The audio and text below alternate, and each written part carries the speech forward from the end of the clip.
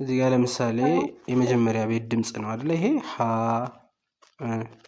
ለ ሀ መ ሰ ረ ሰ ሸ ቀ የምንለው የመጀመሪያ ቤት ድምጽ ነው። አንደኛ ቤት ድምጽ። ሁለተኛ ቤት ድምጽ የምንለው ደግሞ አፋችን ሹል ይሆናል፣ ክብ ይሰራል።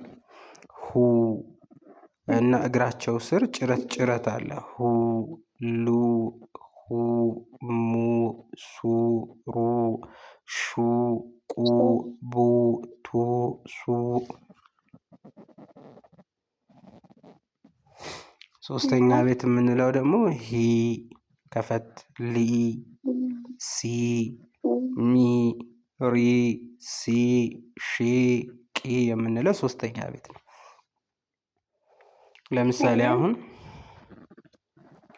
ማን ነው ስምሽ? ነፊሳ። አውቀዋለሁ ስምሽን፣ ግን ራስሽ እንድትነግሪኝ። ነፊሳ ብንል ነ ስንል አሁን ስንተኛ ቤት ነው? አንደኛ ቤት፣ ሁለተኛ ነው፣ ሶስተኛ? ነ የሚለው ቃል አንደኛ ቤት። አንደኛ ቤት። ጎበዝ። ፊ ከሆነስ? ሶስተኛ ቤት። ጎበዝ። ፈፉ ፊ ሶስተኛ ሆነ። ሳ ከሆነስ? ሳ አራተኛ። አራተኛ ቤት ነው የሚሆነው ሳ ከሆነ። ስለዚህ ሌላም አንድ እንጨምር። ለምሳሌ ካሚላ። ካ ስንተኛ ቤት? ካሚላ ካ አራተኛ ነው። ካ ሚ ከሆነስ? ሚ ሶስተኛ። ላ ከሆነስ? ላ አራተኛ።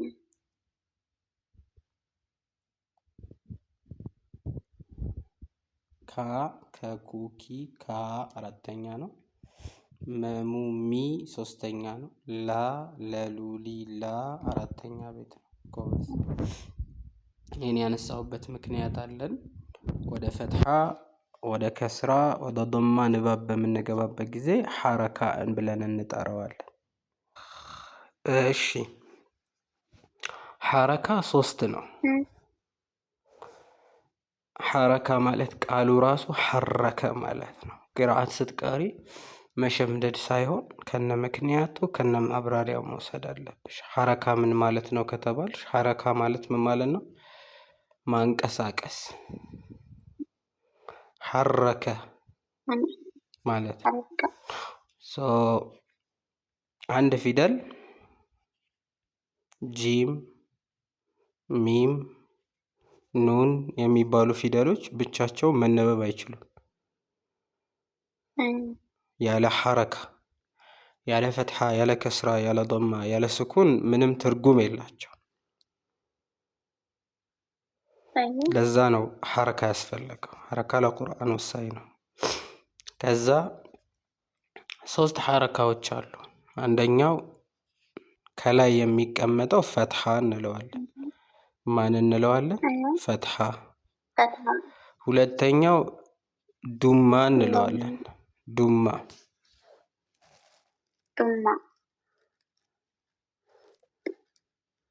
ሶስተኛው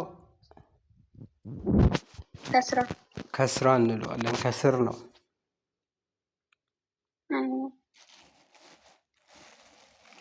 ፈትሐ፣ ዱማ፣ ከስራ።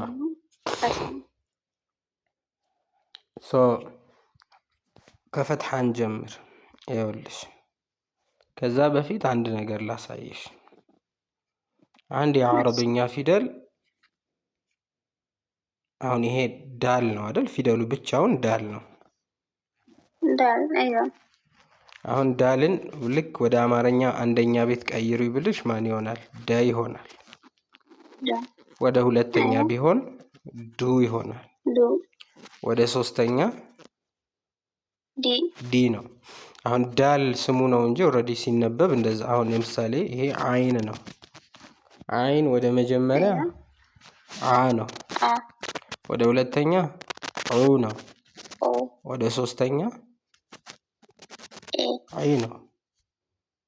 መጀመሪያ ይሄንን እንትን መለማመድ ያስፈልጋል። አሁን ለምሳሌ እዚህ ጋር ወው አለ። ወው ላይ ወው ነው። ወን ወደ አማርኛ መጀመሪያ ቢቀይሩ ብልሽ ማን ትይዋለሽ?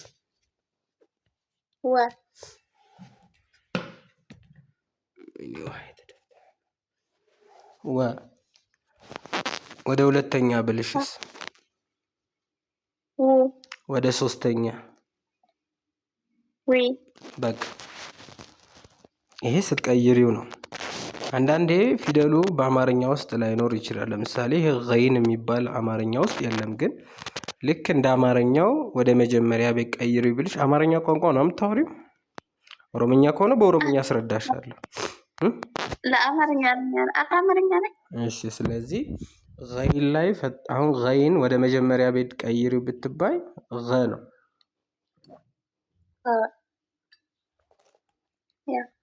ወደ ሁለተኛ ብትባይ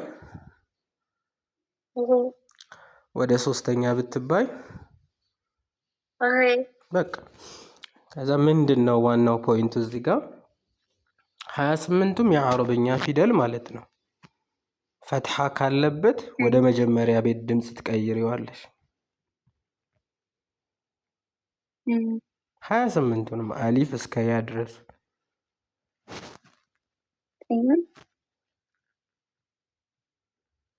በቃ 28ቱንም የአረብኛ ፊደል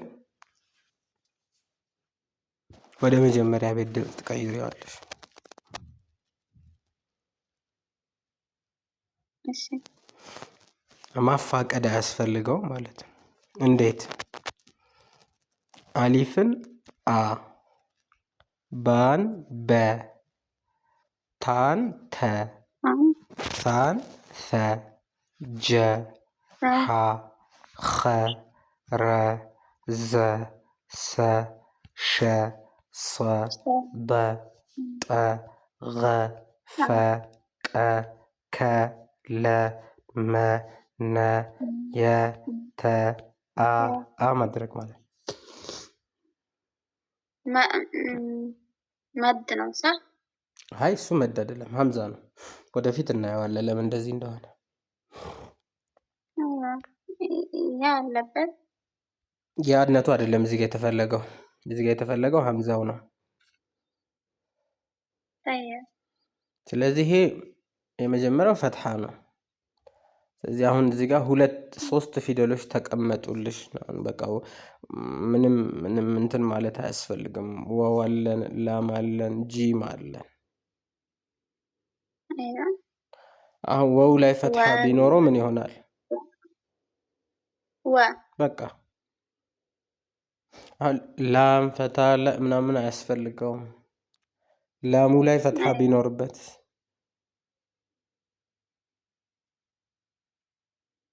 ወለ ጀ አታያይዥም። አንድ በአንድ ነው የምትቀሪ ስትቀሪ። እሺ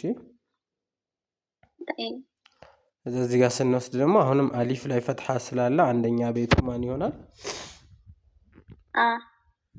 ከዛ እዚህ ጋር ምላስ ጫፍ የምትወጣ ፋ መታለች። ግን ፈትሐ ስላለበት ልክ እንደ ተጅዊዱ ምላስሽን ወደ ውጭ አውጥተሽ ፈ እስቲ በይ። እዚህ ጋር ደግሞ ራ ነው ፈትሐ ስላለበት ራ። በቃ ይሄ ፈትሐ ነው የምንለው። ማፋቀዱ እንትን አይደለም። አሁን ላይ ቀላል ይመስላል፣ ልምምድ ግን ይፈልጋል። ለምሳሌ አሁን የመጀመሪያው ዳል ነው ፈትሐ ስላለበት ምን ይሆናል?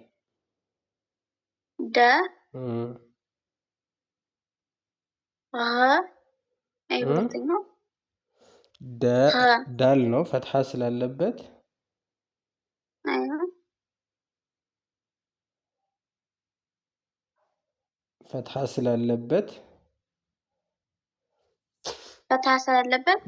ደ ይሆናል። ከዛስ ገይን ነው ፈትሐ ስላለበት ገይን አይደለም፣